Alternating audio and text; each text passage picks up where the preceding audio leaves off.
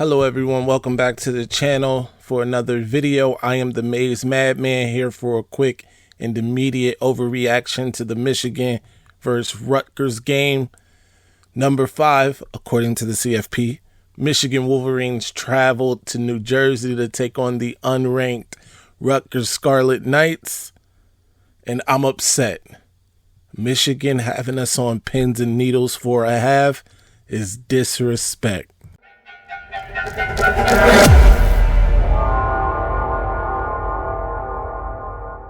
Yo, you want to know why? Yo, first of all, you can't be asking me no question. You know what I'm saying? Look at you. You know what I'm saying? You can't be asking me no question. I'm going to tell you why I'm mad. You know what I'm saying? I'm going to tell you why I'm mad. I'm going to tell you why I'm mad. I'm going to tell him why I'm mad. I'm mad because I was laughing. That 12 o'clock slate of games had me chuckling. I was cackling like no other. I was pointing and laughing in the face of the other state fans as they struggled mightily. They struggled.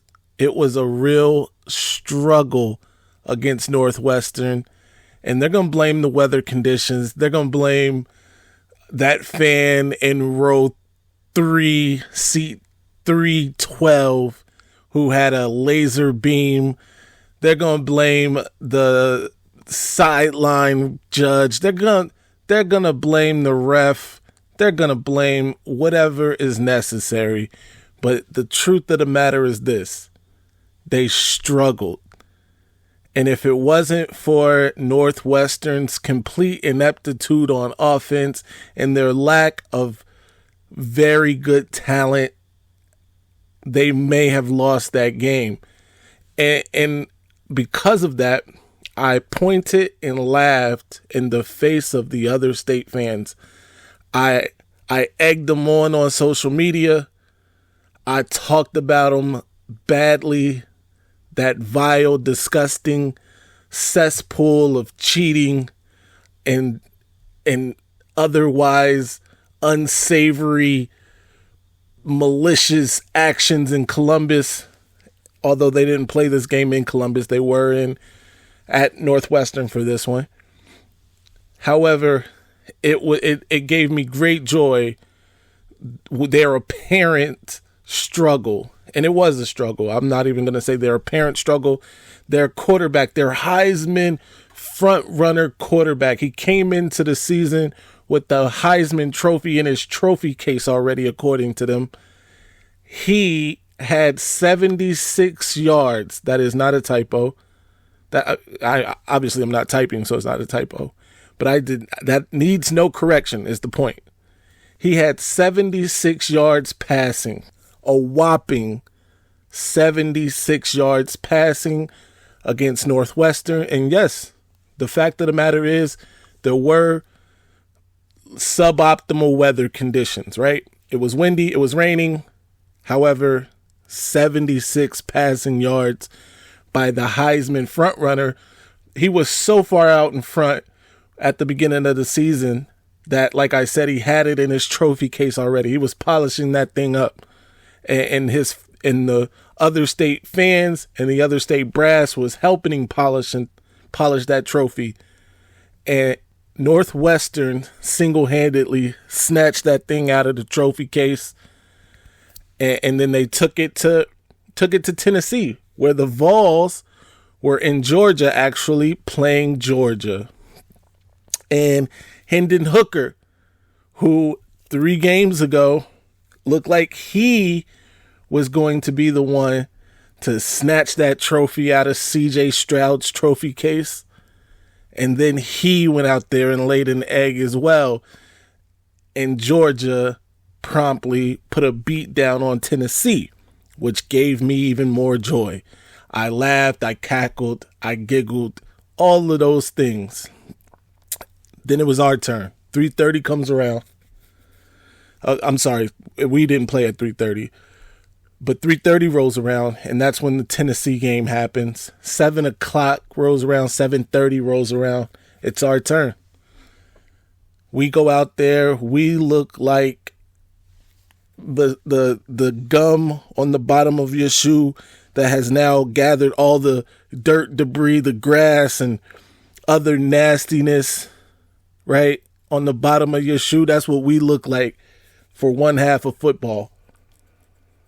And the tweets were just getting more and more desperate, not only from myself, but from the rest of Go Blue Nation. Now, granted, everybody wasn't panicking. And I was one of those people. I wasn't panicking.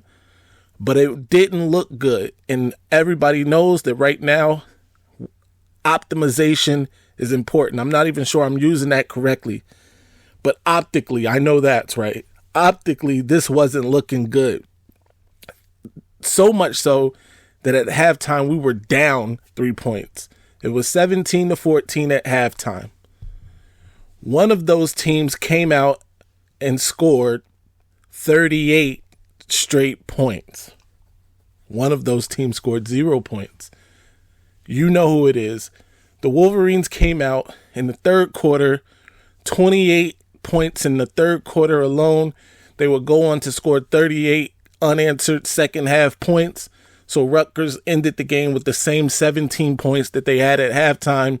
Meanwhile, the number 5, according to the CFP, Michigan Wolverines had 52 big points to win a 52-17 football game in New Jersey. Michigan came into this game a 26.5 point favorite. They more than covered the spread. Good job, Michigan.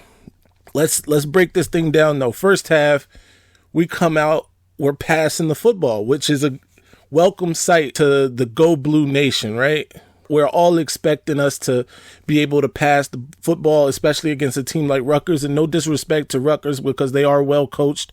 Greg Schiano is an excellent coach, especially in college football. And he had that team ready to go. They blocked the punt early and returned it for a touchdown. They were all over us in terms of getting us behind the chains on first and second down. They really had a good run blitz going that, in effect, disrupted the early passing that Michigan was trying to do, as well as the running. Blake Corum seemed to be struggling a little bit health-wise in terms of some sort of stomach bug. So that was not a pretty sight, even though he still finished the game with 20 carries, 109 yards on the ground, and 2 touchdowns. He's the real Heisman Trophy front runner, but we'll save that for a video later. All right. Blake Corum did his thing. Donovan Edwards did his thing, catching, receiving touchdown. It was just a beautiful sight. Donovan Edwards also over 100 yards on the ground, 15 carries, 109 yards himself. Didn't get into the end zone on the ground, but like I said, did get into the end zone, which is always a plus. He and J.J. McCarthy seem to have a good chemistry in the pass game, which is great. Speaking of J.J., early on, he had an opportunity on a deep ball to Andrell Anthony. I know the fans have been clamoring for Andrell Anthony to be more involved in the pass game, and this was a beautiful pass, and it looked like it was going to be a great long gain. Andrell couldn't quite gather it in. I will concede that the pass was a little out in front, but Andrell got both hands on it. He was by himself. I thought he should have brought that one in. He did not. It is inconsequential in the end, but those types of things we need to clear up. We need to clean that up because that's going to be important down the line. Andrell ended up with 1 catch for 7 yards. Very underwhelming, I know. Donovan Edwards led all receivers with 3 receptions, 52 yards, and a touchdown. Cornelius Johnson also caught a touchdown, a dart in the back of the end zone from JJ, which was beautiful. Now, here's an interesting thing I've noticed about JJ and the way he throws the football. All these passes seem to be 100 miles an hour, and it doesn't matter how close or far away the receiver is to JJ. He is really zinging these things, and sometimes I think that leads to some of the incompletions, right? Like JJ hasn't yet mastered touch on the football, and once he gets that, I do think that he'll complete a lot more of these deep passes, even because the one that I was speaking of to Andrell Anthony was kind of on a rope, and it was 40, 50 yards down the field, but it was on a rope didn't really have a lot of air under it. If he could have put some air under that, Andrew probably could have done a better job running up under it.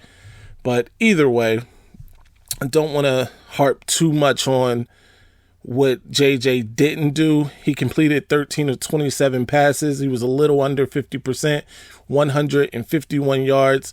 But the most important thing is he got those 2 touchdowns, and that's huge, right? Both of those, I think, were in the red zone, which is even better because we know that space is condensed down there, and being able to complete passes down there is a difficult thing. So he was able to do that, and that's what's most important.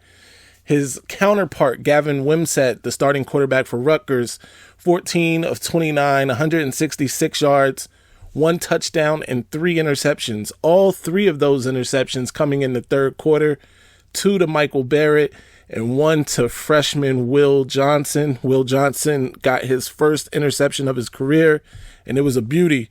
Really played excellent defense, had to go up and high point the ball, even got somewhat of a return.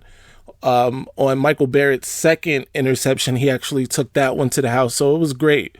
They really came out of halftime. I don't know what Jim said, but whatever it was more than enough to get the team playing on a high level, and they definitely did that. Looking ahead, Michigan has Nebraska next week at home. That should be another win. Nebraska went and lost again today, which is no surprise, but I do think they are a team that we should take serious, and also a team that we should be able to run some stuff on in terms of working out some of the kinks in the passing game and things like that. But I don't want to overlook Nebraska because, they still got some talent on that team. They seem to be playing a little better under the interim coach, but, they've got some things to work out. Little brother did us, I don't know if they hurt us or helped us, but they somehow, some way beat Illinois. And I kind of wanted Illinois personally. I wanted them to still have that one loss and for us to get that win against them the week before we play the other state. However, little brother, just like your little brother would, spoils all your fun and went and beat Illinois before we could get to him. Speaking of little brother, Rutgers travels to East Lansing next week. That's where they are next week. And I hope they stump a mud hole in those vile, disgusting, putrid Spartans. That being said, Michigan was without a couple key players in this one, including starting quarterback Jamon Green, who, as we all know, was involved in the tunnel scuffle. He was actually in the protocol, but was cleared to play, although he did not. Also, Michigan was out without starting left tackle, as well as starting safety on defense, and a couple other players that, because I took my notes and left them somewhere else, I don't have it in front of me, which is beautiful.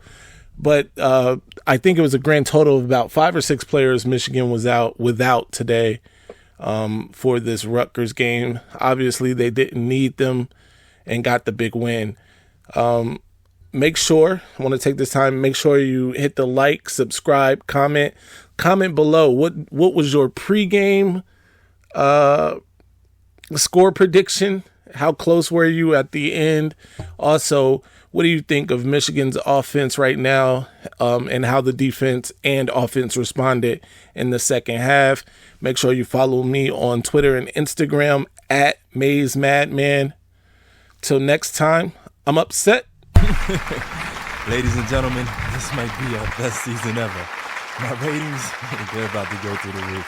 All right, now I'm gonna calm down. So I'm gonna calm down. Son, I just don't get that all that Mace and that lock.